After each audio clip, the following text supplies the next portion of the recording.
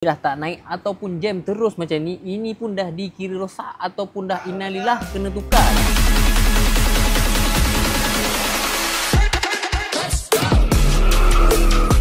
Hai guys, so aku Amy daripada Mr. Absorber. Hari ni aku nak share dengan korang soalan yang ramai orang tanya, kenapa kena tukar absorber ni? Padahal absorber ni elok je, tak patah, kemik ataupun pecah pun.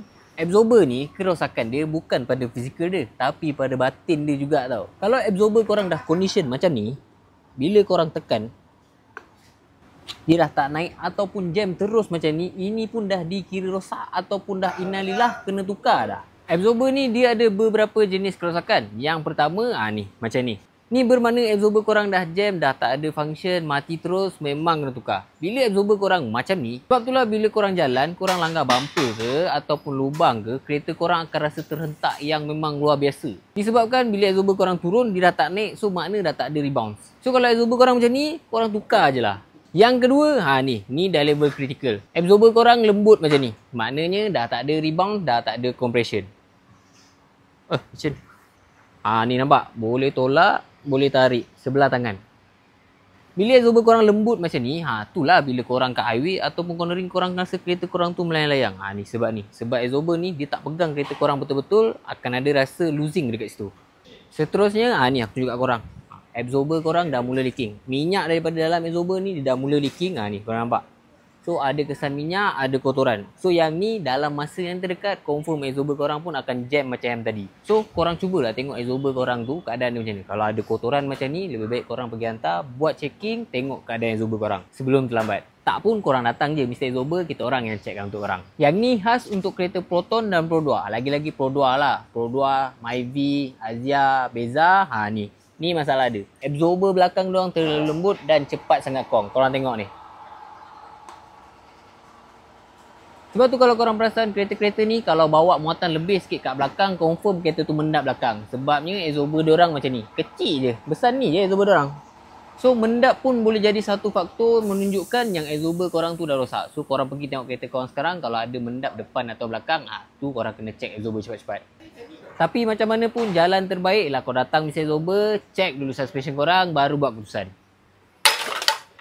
Okay, jom aku tunjuk kat korang absorber yang elok dan 100% berfungsi. Okay, yang ni absorber daripada Pro Expert Spec Heavy Duty. Okay ni absorber Pro Expert Heavy Duty. Okay, aku cerita sikit pasal absorber Heavy Duty ni. Absorber Heavy Duty ni kita ikut spek 100% absorber original kilang tu, dan kita upgrade sikit 15% dia punya damping dengan rebound. Dan yang paling penting untuk korang tahu, kita orang gunakan body dan shaft absorber yang lebih besar daripada spek standard untuk ketahanan absorber ni. Okay, macam korang tengok absorber ni memang baru lah. Memang tak ada kotor, tak ada leaking, tak ada minyak. Seterusnya kita tekan tengok. Yang ni nak tekan sebelah tangan memang tak larat. Memang kena tekan dua tangan. So tu bermakna absorber ni dia punya rebound, dia punya damping masih dalam keadaan baik. Okay, nak tekan sebelah tangan memang tak larat. Memang kena dua tangan. Tu nampak? Dia naik terus. Okay, untuk absorber belakang tadi tu, absorber ni, absorber Pro 2 tu, Myvi. So yang ni aku nak tunjuk orang perbezaan dia. Yang ni absorber Pro Expert Heavy Duty untuk Pro 2 Myvi. Sama warna merah juga.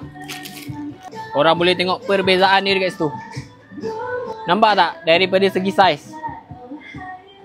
Untuk Pro Expert Heavy Duty ni, kita orang besarkan body dan shaft absorber ni untuk ketahanan absorber Heavy Duty ni. So macam absorber ni, ni original, korang tengok.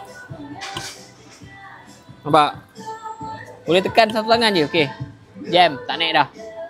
Nampak ni, ada kesan leaking kat sini. Untuk absorber Heavy Duty Pro Expert ni pula korang tengok. Ini nak tekan satu tangan tak boleh lah. Kena tekan dua tangan tak?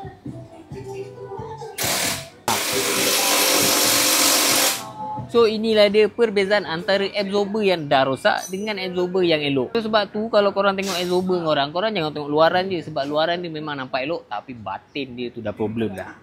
So jangan lupa subscribe YouTube channel Mr. Absorber HQ. Komen kalau korang ada sebarang pertanyaan tentang kereta korang, absorber, sport spring ataupun adjustable. Jom kita pandu kereta lama seperti baru.